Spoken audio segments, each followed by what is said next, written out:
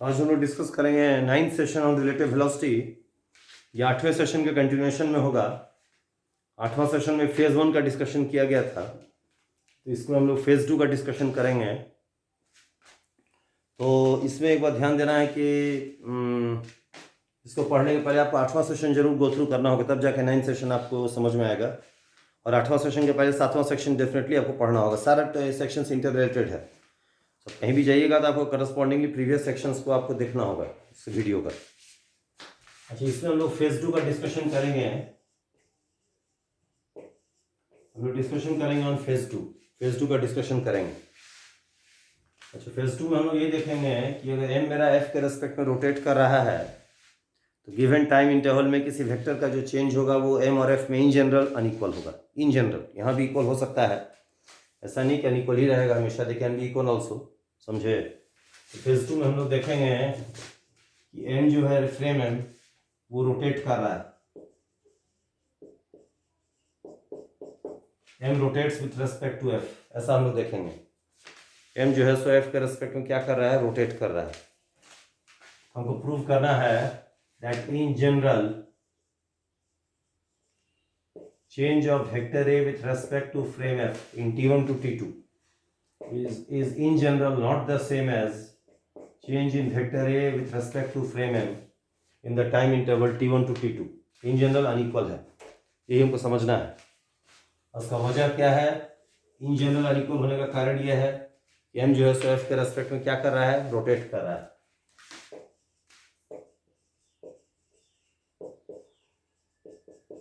M rotates with respect to F, यही इसका वजह है। M जो है सो F के रेस्पेक्ट में क्या कर रहा है, रोटेट कर रहा है। ठीक है, फाइन। M जो है F के रेस्पेक्ट में रोटेट कर रहा है, यही इसका कॉज है, यही हम लोग को समझना है। अच्छा, ये तो आपको हम बता चुके हैं कि जो चेंज हम लोग लिखेंगे वेक्टर ए का M में या F में, उसको लिखेंगे final vector A seen from F at time t2 minus initial vector a as seen from f at t बराबर t2, दोनों t बराबर t2 पर है, ये तो पहले हम बता चुके हैं आपको। और ये जो डेल्टा am है, change of vector a with respect to frame m in the time t1 to t2, तो हो जाएगा final vector a as seen from m at t बराबर t2 minus initial vector a as seen from m at T बराबर T2, दोनों T बराबर T2 पर है, बार बार repeat कर रहे हैं। अच्छा देखिए, पहले हम लोग क्या करेंगे, इस सबको निकालेंगे। ठीक है, इसको मिटा देते हैं।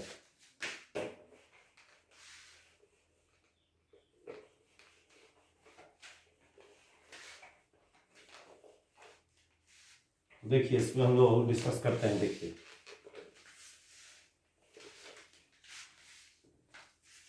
मान लीजिए ये मेरा फ्रेम एफ है, this is the frame F, reference frame F है, ये रेफरेंस फ्रेम एम है। एम जो है एफ के रेस्पेक्ट में रोटेट कर रहा है। एम का कुछ एंगुलर वेलोसिटी है एफ के रेस्पेक्ट में ओमेगा। हम डायग्राम में ओमेगा को एंटी क्लॉकवाइज दिखाएं, मतलब कि एम जो है ऐसे रोटेट कर रहा है, like this. M rotates like this, ऐसे रोटेट कर रहा है। ओमेगा उसका एंगुलर वेलोसिटी एम का है एफ के रेस्पेक्ट में टी टाइम पर।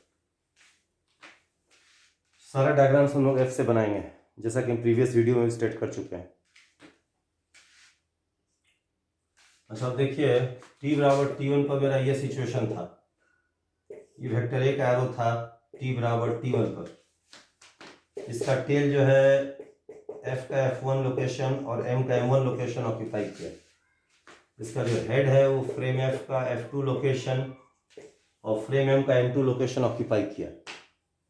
अच्छा, f1 f2 के बदले कोई और पैरेलल दो लोकेशन भी हो सकता है f फ्रेम में, जैसे कि f5 f6, यहाँ कहीं पर, यहाँ कोई भी हो सकता है, डजंट मैटर।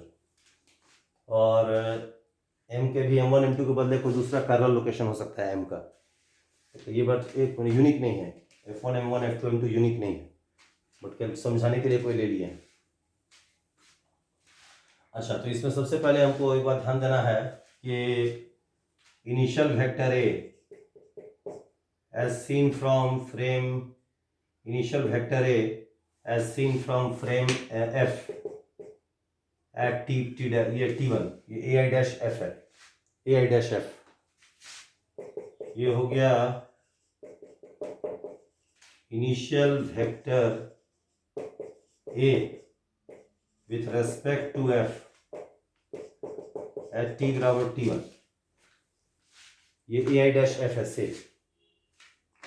अब अगर देखिए एफ के रेस्पेक्ट में हमको इनिशियल वेक्टर ए चाहिए T1 टाइम पर, तो हम देखेंगे T1 टाइम पर वेक्टर ए का जो एरो है उसका टेल और हेड एफ के फ्रेम एफ के किस लोकेशन पर सिचुएटेड है। तो टेल F1 पर है, हेड F2 पर है।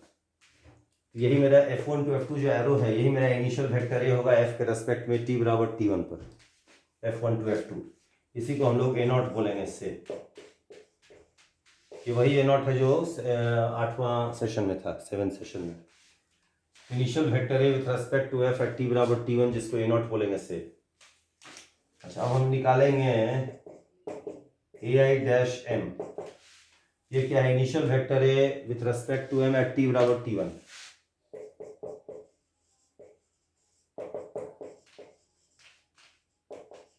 Initial vector A with respect to M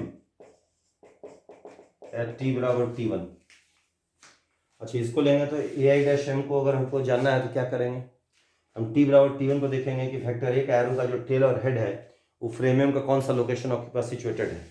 तो कौन सा? टेल M1 पर है, हेड M2 पर है। तो M1 M2 को जो लाइन जोड़ देंगे वही मेरा ए आई डैश एम होगा, और A I dash F F1 to F2 है। और देख लीजिए इसमें M1 F1 कोइंसाइड करता है, M2 F2 भी कोइंसाइड करता है। तो जो M1 टू M2 होगा वही F1 टू F2 होगा, यानी कि ए आई डैश एफ और ए आई डैश एम दोनों इक्वल होगा। A I dash M is just equal to A I dash F. उसी को हम ए नॉट कर देंगे, दोनों को से, ए नॉट से बोलेंगे, इसको बोलेंगे ए नॉट से। A I dash M is equal to A I dash F is equal to A naught से। ठीक है, इसको मिटा देते हैं। इनिशियल वेक्टर मेरा दोनों फ्रेम में सेम है, वो ए नॉट है, T1 टाइम वाला। ठीक है,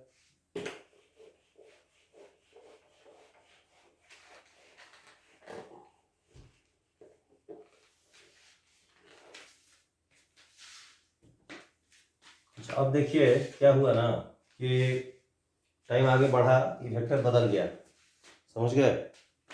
मान लेते हैं टी बराबर T2 पर क्या हुआ, वेक्टर ए ऐसे हो गया। देखिए टी बराबर T2 पर, टी बराबर T2 पर वेक्टर ए एरो का जो टेल है एफ का F3 लोकेशन और एम का M3 लोकेशन ऑक्यूपाई किया। ठीक है, और टी बराबर T2 पर वेक्टर ए एरो का जो हेड है एफ का F4 लोकेशन और एम का M4 लोकेशन ऑक्यूपाई किया।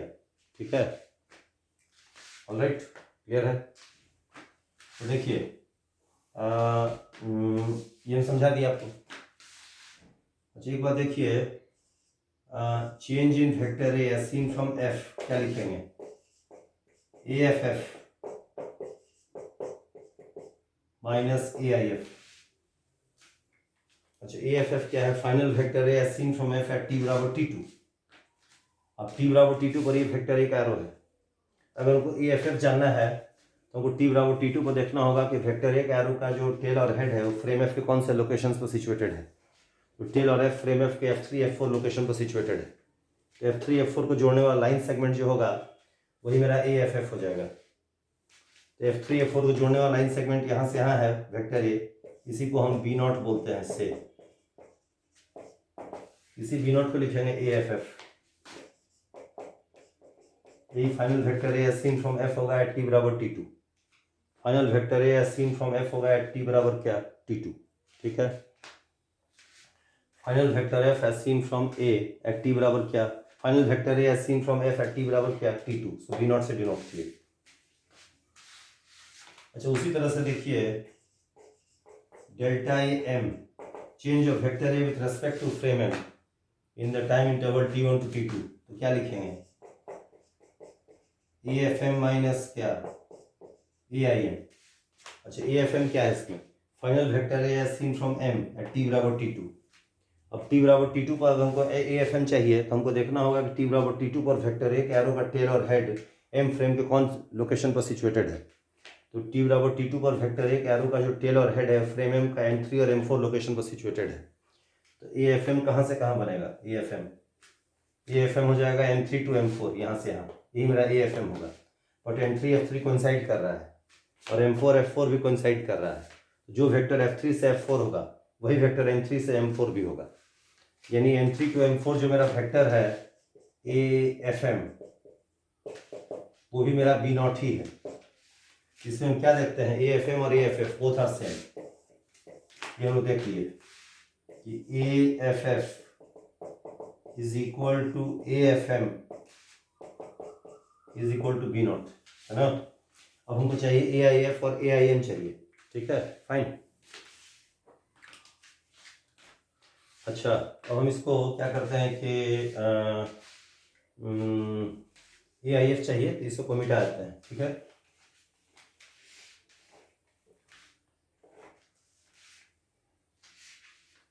इसको मिटा देते हैं।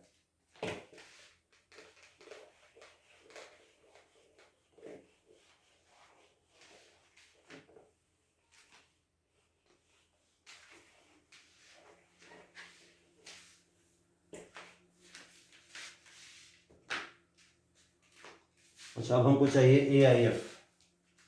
अच्छा, ए आई एफ क्या है, इनिशियल वेक्टर है seen from frame F at T बराबर T2। याद रखिएगा, बार बार रिपीट कर रहे हैं, ये T बराबर T1 का नहीं है, T बराबर T2 का है।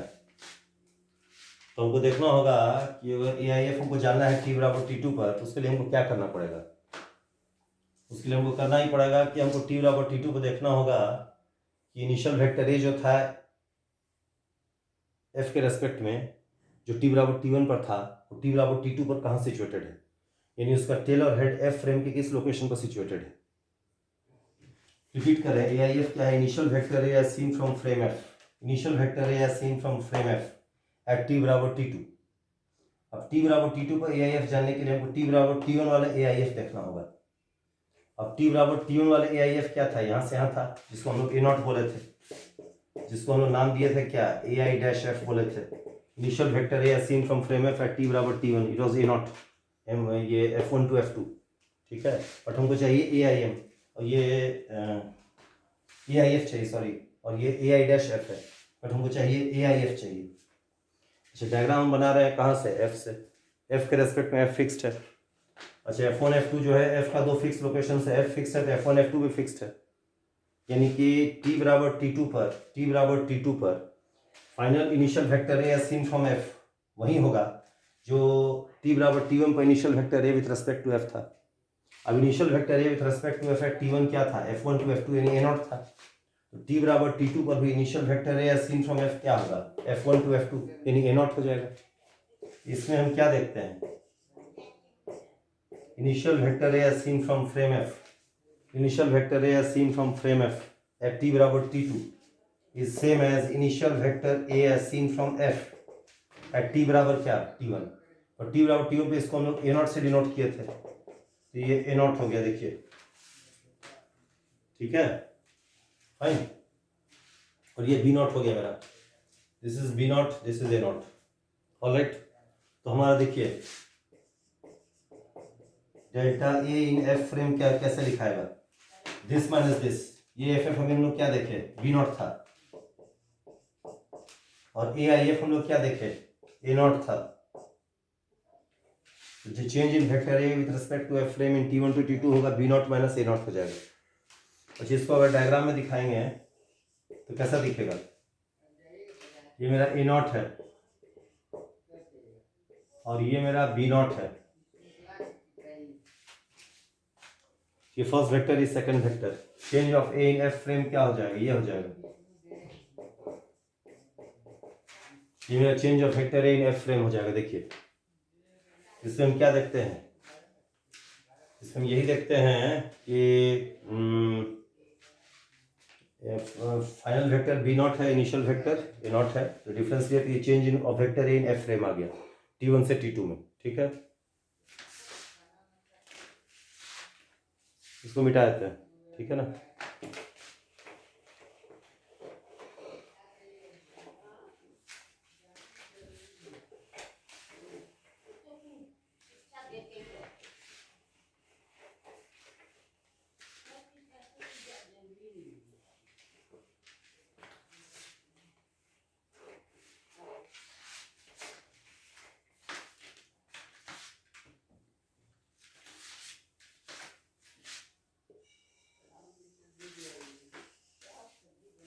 अच्छा, अब हम लोग को निकालना क्या है, डेल्टा एम निकालना था।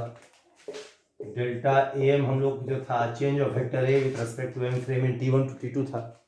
इसको भी हम लोग क्या लिखे थे, AFM माइनस AIM। अच्छा, AFM हम लोग भी देख चुके हैं कितना था, वेक्टर B0 था, है ना। अब खाली हमको AIM चाहिए। अब AIM क्या है बोलिए, initial vector A as seen from frame M at T बराबर T2। बार बार रिपीट करें, T बराबर T2 पर है। फिर कैलकुलेशन जो हम करेंगे T1 से T2 में चेंज निकाल रहे हैं, तो चेंज की एक्चुअल कैलकुलेशन हम T2 पर करेंगे। इसको बोलेंगे, इसको हम रिपीट कर चुके हैं, फिर भी रिपीट कर देते हैं एक बार।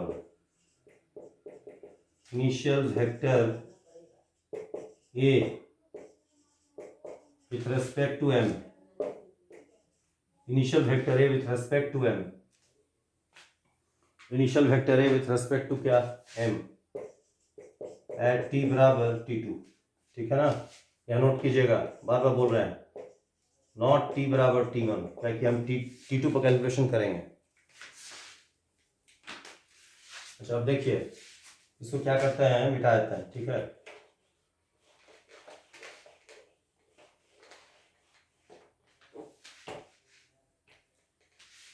अब देखिए मेन हमको जानना क्या है,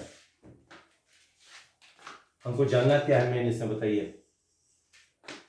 मेन हमको जानना क्या है, हमको निकालना ये क्वांटिटी है। देखिए यहाँ लिख रहे हैं, देखिए ये क्वांटिटी हमको निकालना है, जो कि हम लिखेंगे कैसे, AFM माइनस AIM। ये मेरा हो गया वेक्टर B0, जैसा भी हम लोग डिस्कस कर चुके हैं। हमको AIM चाहिए। AIM क्या है, हम लिख दिए थे, मिटा दिए। Initial vector A seen from frame M at T बराबर T2, ठीक है। बट हमको AI' पता है, वो M1 to M2 था। ये मेरा AI' भी था, आपको याद होगा। This is also equal to AI', ठीक है ना, फाइन, ऑलराइट। अच्छा देखिए, हमको जानना है कि AIM क्या होगा। AIM है क्या, हम बता दिए, initial vector A seen from frame M at T बराबर T2। और ये AI' क्या है, initial vector A seen from M at T बराबर T1। बट हमको चाहिए T बराबर T2 पर। अब देखिए डायग्राम हम बना रहे हैं इसमें। अच्छा, थोड़ा इसको क्या करते हैं, मिटाते हैं। देखिए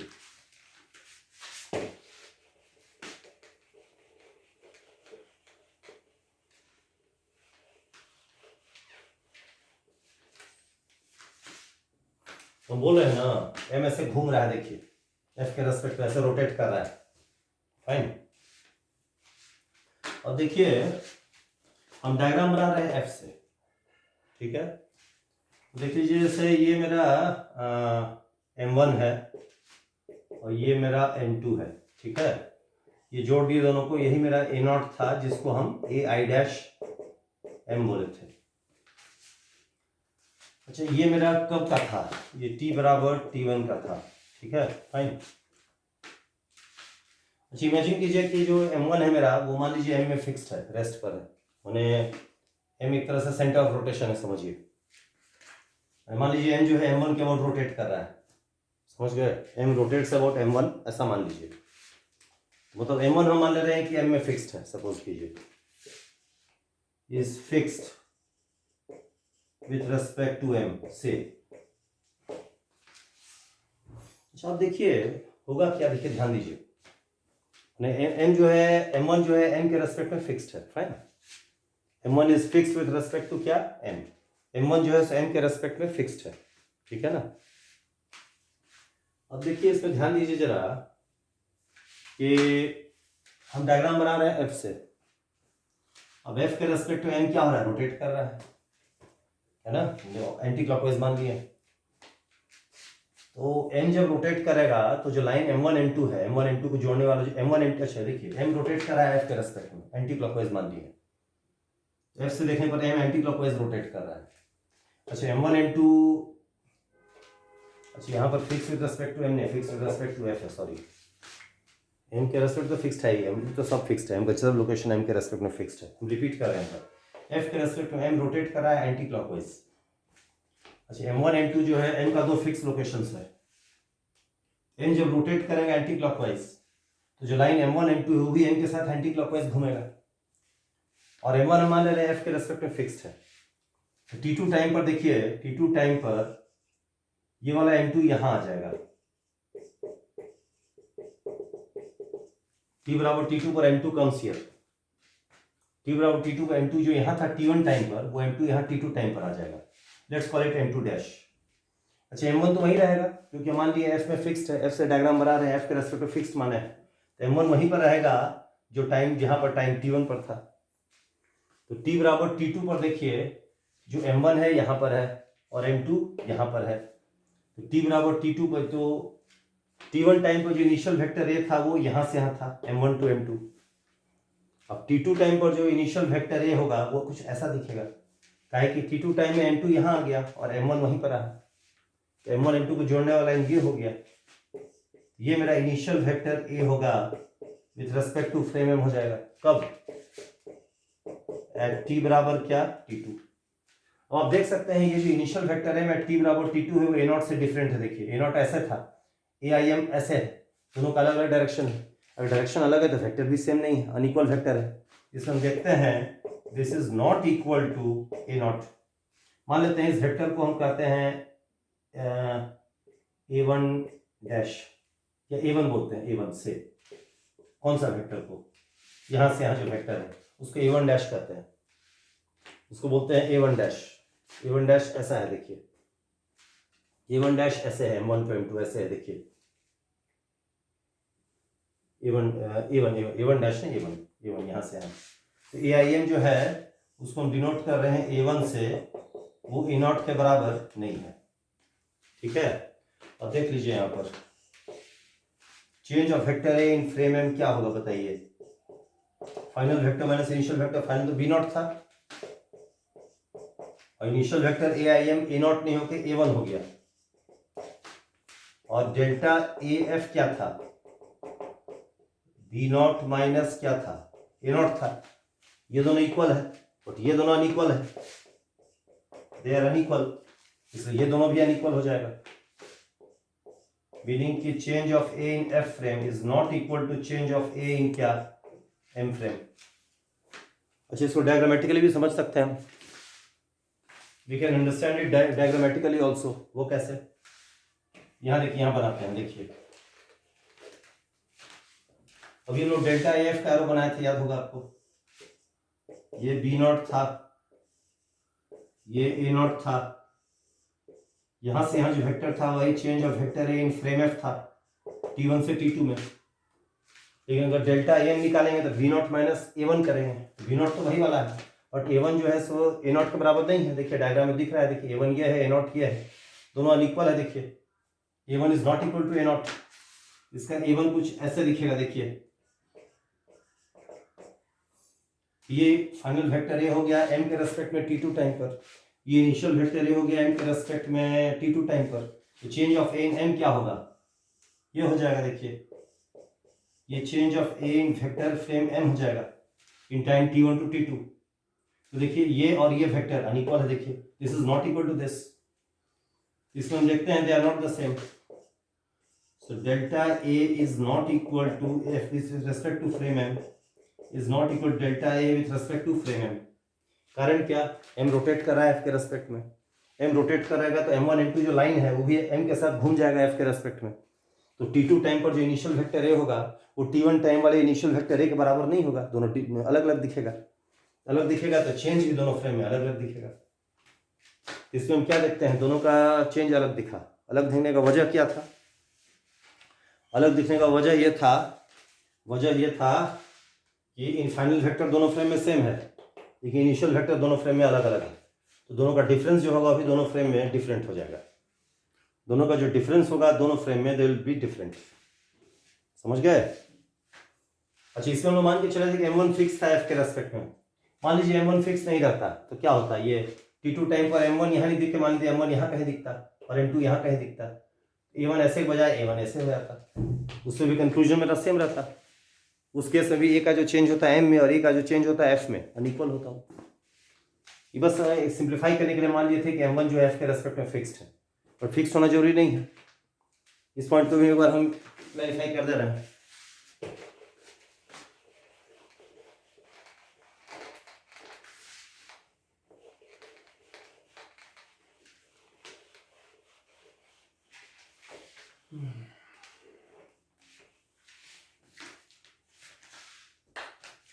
जैसे हम बोल रहे हैं ना, अभी माने थे कि m1 जो है f के रेस्पेक्ट में फिक्स था, मान लेते ये रिस्ट्रिक्शन हटा देते हैं और दोनों में कंक्लूजन वही रहेगा कि दोनों का चेंज दोनों फ्रेम में अलग अलग रहेगा, m1 फिक्स्ड हो चाहे नहीं। जैसे suppose m1 is not fixed with respect to f, तो देखिए ये मेरा हो गया a I डैश m हो गया, जिसको a नॉट से हम डिनोट किए थे। ये m1 था, ये m2 था, ये किस समय था, t बराबर t1 का था। अच्छा, अब हम t बराबर t2 पर क्या होगा कि m रोटेट f से देख रहे हैं, अब f से देख रहे हैं तो m मेरा एंटी क्लॉकवाइज घूम रहा है, तो m1 m2 जो लाइन एलिमेंट है वो भी m के साथ अकॉर्डिंगली घूमेगा, they will also rotate along with m। तो t2 टाइम पर मेरा परहैप्स ये ऐसे हो जाएगा, ये m1 यहाँ आ जाएगा और ये m2 यहाँ आ जाएगा, ये मेरा हो गया t बराबर t2 पर हो गया। कौन सा, यहां से यहां का इनिशियल वेक्टर a, ये aim हो गया कब, t बराबर t2 पर हो गया, और ये मेरा aim हो गया t बराबर t1 पे। देखिए तो दोनों भी अलग अलग है, तो इसमें अगेन हम देखते हैं aim जो है ये वाला है, ये a नॉट से डिफरेंट है, देखिए a नॉट से यहाँ भी डिफरेंट है, तो फिर यहाँ पर दोनों का जो चेंज आएगा वेक्टर रहेगा दोनों फ्रेम में m और f में, वो अनइक्वल रहेगा।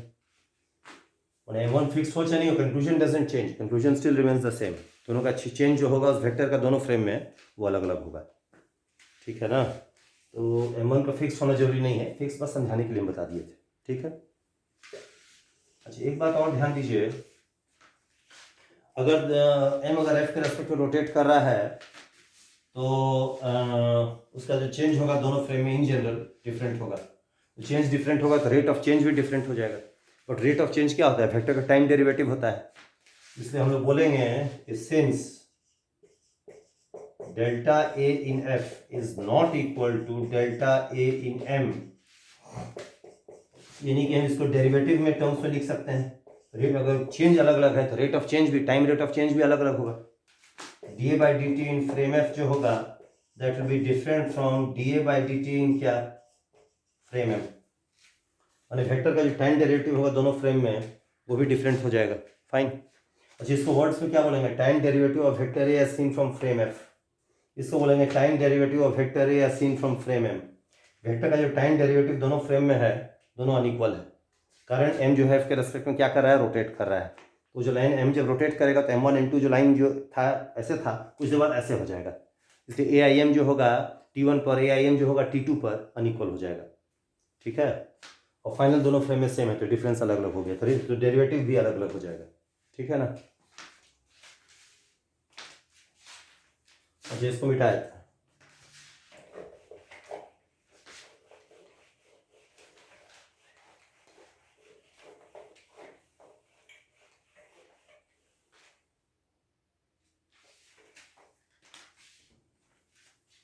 ये देखिए, फाइन, यहाँ तक समझ गए। अच्छा, एक बात, एक आगे जाने से पहले एक बात, जब भी वेक्टर का टाइम डेरिवेटिव लेंगे तो फ्रेम लिखना जरूरी है, बिना फ्रेम लिखे वेक्टर का time derivative has no meaning. While taking the time derivative of a vector, while taking the time derivative of a vector, it is necessary to specify the reference frame. To specify the name of the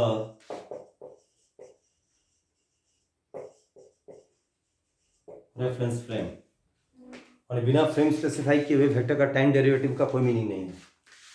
जैसे खाली हम D by D T लिख दें, हाँ, यहाँ frame का नाम mention नहीं करें, ये मीनिंगलेस है। और जब भी वेक्टर का टाइम डेरिवेटिव लेंगे तो फ्रेम का नाम बताना जरूरी है। It is necessary to specify the name of the reference frame, बिना फ्रेम बताए हुए D by D T has no meaning. अच्छा, इसको कैसे, इसको एग्जाम्पल लेकर समझते हैं, एग्जाम्पल लेके इसको समझते हैं, ठीक है।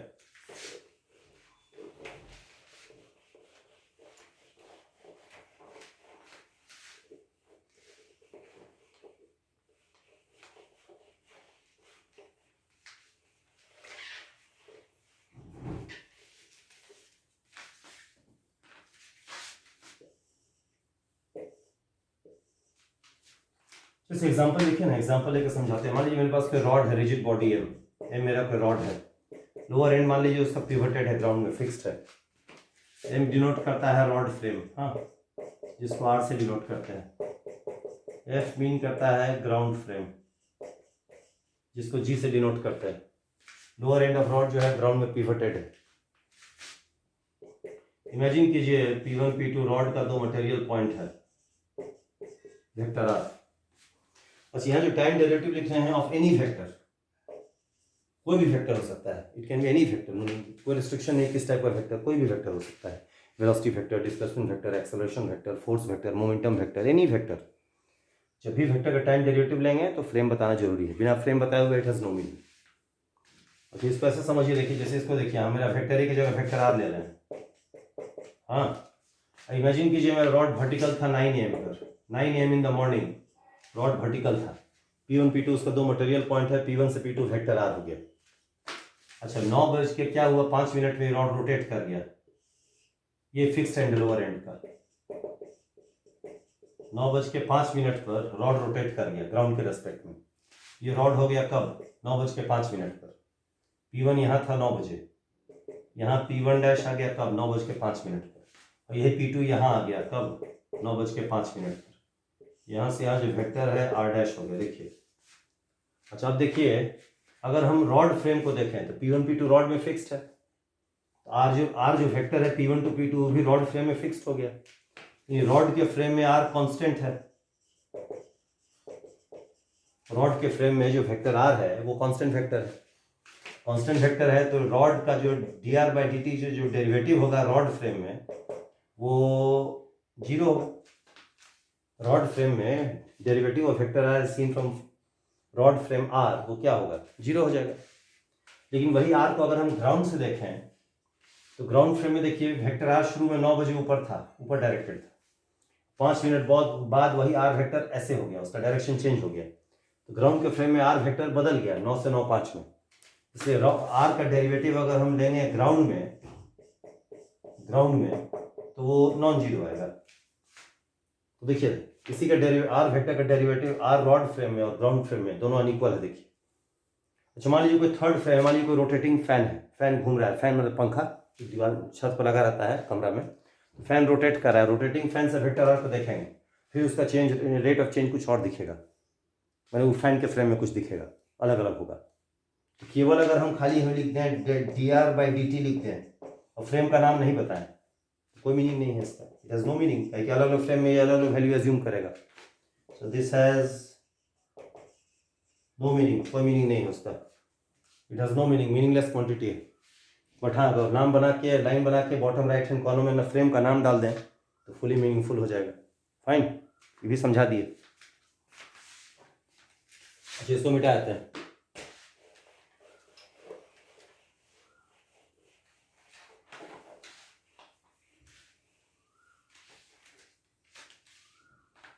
अच्छा लास्ट पॉइंट हम लोग जब देखें कि इन जनरल वेक्टर का टाइम डेरिवेटिव दो फ्रेम पर डिपेंड करता है, मैंने डेरिवेटिव अलग अलग फ्रेम में इन जनरल अलग होता है, तो आपस में रिलेशन क्या है इसका। रिलेशन ये है, देखिए मान लीजिए एफ मेरा कोई फ्रेम है और एम मेरा कोई और रेफरेंस फ्रेम है और ये कोई आर्बिट्ररी वेक्टर है, dA/dt in frame F is equal to dA/dt in frame M plus omega cross A. Omega इसमें एम का एंगुलर वेलोसिटी है एफ के रेस्पेक्ट में टी टाइम पर। ये आपस में ऐसे रिलेटेड है, देखिए time derivative of vector A as seen from frame f is equal to time derivative of vector A as seen from frame m plus omega cross A. ये can be any vector, कोई भी vector हो सकता है, it can be any vector, कोई भी vector हो सकता है, जैसे फोर्स, डिस्प्लेसमेंट, वेलोसिटी, एनीथिंग, कोई भी वेक्टर हो सकता है। तो किसी वेक्टर का जो टाइम डेरिवेटिव होगा दोनों फ्रेम में वैसे रिलेटेड होगा। ये बड़ा इंपॉर्टेंट रिलेशन है। न्यूटन्स लॉज के बाद जो मैकेनिक्स हम लोग पढ़ते हैं, न्यूटन का मैकेनिक्स, न्यूटन लॉज के बाद एक बहुत इंपॉर्टेंट रोल प्ले करता है। पूरा रिलेटिव वेलोसिटी का थ्योरी इसी फॉर्मूला पर बेस्ड है। पूरा रोटेटिंग फ्रेम में सूडो फोर्स का थ्योरी इस पर बेस्ड है। पूरा रिजिड बॉडी का एंगुलर मोमेंटम कंसीडरेशंस इस पर बेस्ड है। पूरा फ्लूइड मैकेनिक्स में कंट्रोल वॉल्यूम अप्रोच इस पर बेस्ड है। Extremely important. ये रिलेशन आपका इलेक्ट्रोडायनेमिक्स में भी, इलेक्ट्रोस्टैटिक्स में भी, सॉरी इलेक्ट्रोडायनेमिक्स में भी अप्लाई होता है। देखिए कोई भी वेक्टर है, it can be electric field vector also, it can be magnetic field vector also, समझ गए, it can be any vector. तो ये बहुत इंपॉर्टेंट रिलेशन है, पूरा हम लोग कमिंग वीडियो में डिस्कस करेंगे इसको सारा। It is extremely important relation, समझ गया ना, क्लियर है एकदम। अच्छा और एक चीज देखिए इसमें, एक बात और देखिए कि अगर मान लीजिए m मेरा f के रेस्पेक्ट में ट्रांसलेट करेगा तो ओमेगा 0 हो जाएगा। आप जानते हैं ना ट्रांसलेशन क्या होता है, motion without any change in orientation, वही ट्रांसलेशन है। अगर ट्रांसलेट करेगा तो omega there is no change in orientation. अच्छा एंगुलर वेलोसिटी को डिफाइन कैसे करते हैं, rate of change of orientation. Angular velocity of m with respect to f is the time rate of change of orientation of m with respect to f। अगर m f के respect में translate करेगा तो orientation change नहीं करेगा, time rate of change of orientation भी 0 होगा, in omega मेरा 0 हो जाएगा, 0 क्रॉस a भी 0 हो जाएगा, इन दोनों डेरिवेटिव सेम हो जाएगा जो फेज 1 में डिस्कस किए थे 8वां वीडियो में। So if m translates with respect to f, in that case omega मेरा 0 हो जाएगा, यानी कि इन दिस केस ये टर्म मेरा 0 हो जाएगा, खाली ये दोनों बचेगा। dA by dt in frame f is just equal to dA by dt in frame m, ठीक है ना। अच्छा एक केस और है, मान लीजिए रोटेट कर रहा है m f के रेस्पेक्ट में, लेकिन ओमेगा मान लीजिए नॉन जीरो है, बट ओमेगा और वेक्टर ए पैरेलल या एंटी पैरेलल है, तो उस केस में ये फिर से वेनिश कर जाएगा, क्रॉस प्रोडक्ट साइन 0 या साइन 180 डिग्री 0 होता है, ये 0 हो जाएगा, फिर से दोनों इक्वल हो जाएगा। तो रोटेटिंग फ्रेम में भी वेक्टर का डेरिवेटिव सेम हो सकता है, ऐसा नहीं है कि रोटेटिंग फ्रेम में डेरिवेटिव हमेशा अलग ही होगा। वहाँ भी अगर ओमेगा और एक पैरेलल एंटी पैरेलल हुआ तो दोनों वेक्टर का डेरिवेटिव दोनों फ्रेम में इक्वल हो जाएगा, इवन दो m रोटेट कर रहा है f के रेस्पेक्ट में फिर भी।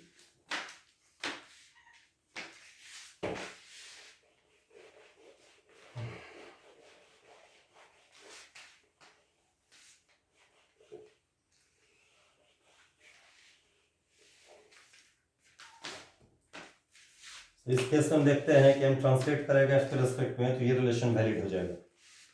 अच्छा इवन अगर मान लीजिए कि omega and A are parallel और anti parallel, in that case हम लोग जानते हैं क्रॉस प्रोडक्ट के रूल से ओमेगा क्रॉस ए क्या हो जाएगा, 0 हो जाएगा। In that case again vector का डेरिवेटिव दोनों फ्रेम में सेम हो जाएगा, इवन दो m f के रेस्पेक्ट में रोटेट कर रहा है फिर भी। तो dA by dt in frame f again becomes equal to dA by dt in क्या फ्रेम m, दोनों फ्रेम में उसका डेरिवेटिव फिर से इक्वल हो जाएगा, इवन दो ओमेगा नॉन जीरो है फिर भी। और लास्ट केस है कि अगर even though omega non zero है एंड ए मेरा 0 वेक्टर है, इन that case again omega cross ए 0 हो जाएगा। In that case dA by dt in frame f जो होगा again dA by dt in frame m के बराबर हो जाएगा, इवन दो m रोटेट कर रहा है फिर भी, ओमेगा नॉन जीरो है फिर भी। समझ गए, यहाँ जाके भी आपको हम समझा दिए हैं। जो 10th वीडियो में हम लोग इसका प्रूफ डिस्कस करेंगे। अच्छी बात बोलेंगे, प्रूफ आप लोग के लिए जरूरी नहीं था, अगर आप नहीं भी प्रूफ पढ़िएगा चलेगा, लेकिन फिर भी अगर इंटरेस्टेड है एडवांस जानने के लिए और नॉलेज बढ़ाना चाहते हैं तो इसको आप 10th वीडियो देख सकते हैं। इसमें 10th वीडियो में इसका प्रूफ आपको बताया जाएगा, समझ गए। और ये रिलेशन तो जानना होगा, प्रूफ भले जानिए नहीं जानिए, लेकिन इसको एकदम जानना है, इससे आपका पूरा कंसेप्ट क्लियर हो जाएगा सारा। इसके बिना कोई रिलेटिव वेलोसिटी की थ्योरी कंप्लीट नहीं है, वो पक्का बोल देता है आपको। जो ट्रांसलेटिंग फ्रेम्स होता है, rain man problem, boat river problem, जितना भी होता है सब आपका इससे प्रूव हो जाता है इसलिए एकदम ये एकदम रिलेशन जरूर जानना है, प्रूफ जानी नहीं जानी डजंट मैटर, लेकिन रिलेशन जरूर याद रखिएगा, भूलिएगा मत, समझ गए। तो यहाँ बता दिए, तो आपको बता दिए अगर m अगर f के रेस्पेक्ट में ट्रांसलेट करेगा तो दोनों वेक्टर का टाइम डेरिवेटिव दोनों फ्रेम में इक्वल होगा।